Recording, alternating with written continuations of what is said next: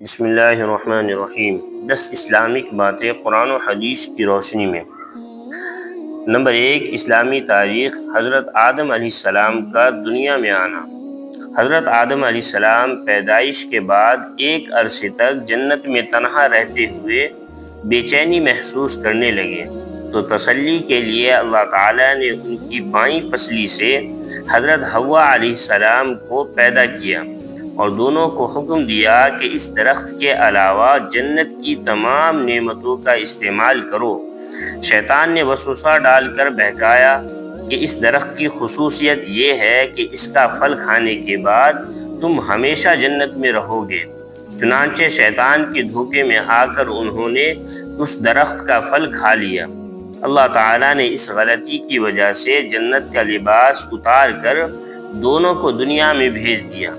حضرت آدم علیہ السلام اپنی غلطی پر بہت شرمندہ ہوئے اور ایک مدت تک توبہ و استغفار کرتے ہوئے اللہ کے سامنے روتے رہتے۔ پھر اللہ تعالیٰ نے ان کی توبہ قبول فرمائی اور بیت اللہ کی تعمیر کی سعادت ان کے حصے میں آئی۔ اس طرح حضرت آدم و حوا سے نسل انسانی کا سلسلہ شروع ہوا۔ نمبر 2، حضور صلی اللہ علیہ وسلم کا معجزہ، آپ کی ولادت کا معجزہ۔ عبد الرحمن بن عوف رضی اللہ عنہ اپنی والدہ شفا سے روایت کرتے ہیں کہ میری والدہ نے فرمایا، جب حضرت آمنہ کے بطن سے آپ صلی اللہ علیہ وسلم پیدا ہوئے تو میرے ہاتھوں میں آئے اور بچوں کے معمول کے موافق آپ صلی اللہ علیہ وسلم کی آواز نکلی تو میں نے کہنے والے کو سنا کہ کوئی کہہ رہا تھا، رحمک ربک، اے محمد صلی اللہ علیہ وسلم، آپ پر اللہ تعالیٰ کی رحمت ہو، اور پھر مشرق و مغرب کے درمیانی حصہ روشن ہو گیا، یہاں تک کہ میں نے ملک شام کے بعض محلات بھی دیکھے۔ نمبر 3، ایک فرض کے بارے میں، نماز روزہ پچھلے گناہوں کا کفارہ ہے۔ رسول اللہ صلی اللہ علیہ وسلم نے فرمایا، 5 نمازیں، جمعہ کی نماز پچھلے جمعے تک اور رمضان کے روزے پچھلے رمضان تک درمیانی اوقات کے تمام گناہوں کے لیے کفارہ ہیں، جبکہ ان اعمال کو کرنے والا کبیرہ گناہ سے بچے۔ نمبر 4، ایک سنت کے بارے میں، افطار کرنے کی دعا۔ جب آپ صلی اللہ علیہ وسلم افطار فرماتے تو یہ دعا فرماتے، اللہم لک صمت وعلی رزقک افطرت، یعنی اے اللہ، میں نے تیرے لیے روزہ رکھا اور تیرے ہی دیے ہوئے رزق سے افطار کر رہا ہوں۔ نمبر 5، ایک اہم عمل کی فضیلت، رمضان کے 3 حصے۔ رسول اللہ صلی اللہ علیہ وسلم نے فرمایا، نمبر 5، ایک اہم عمل کی فضیلت، رمضان کے 3 حصے۔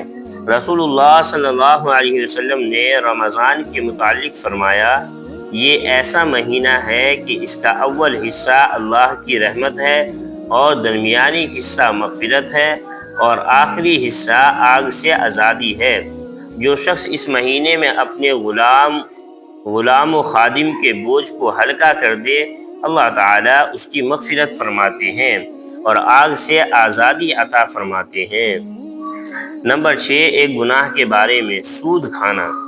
قرآن میں اللہ تعالیٰ فرماتا ہے، جو لوگ سود کھاتے ہیں تو کل قیامت کے دن قبروں سے اس حالت میں اٹھیں گے جیسے کسی کو جن بھوت نے لپٹ کر پاگل بنا دیا ہو۔ نمبر 7، دنیا کے بارے میں، دنیا پر راضی ہونا۔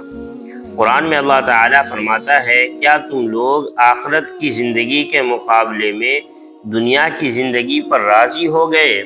دنیا کا مال و متاع تو آخرت کے مقابلے میں کچھ بھی نہیں، اس لیے کسی انسان کے لیے مناسب نہیں ہے کہ وہ آخرت کو بھول کر زندگی گزارے یا دنیا کے تھوڑے سے ساز و سامان کی خاطر اپنی آخرت کو برباد کرے۔ نمبر 8، آخرت کے بارے میں، قبر کے 3 سوال۔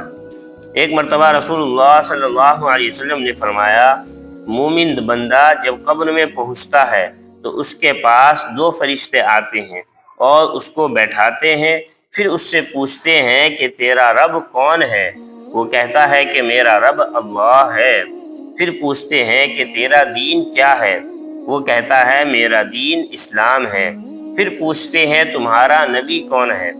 وہ کہتا ہے محمد الرسول اللہ صلی اللہ علیہ وسلم۔ نمبر 9، طب نبوی سے علاج۔ ہر مرض کا علاج موجود ہے۔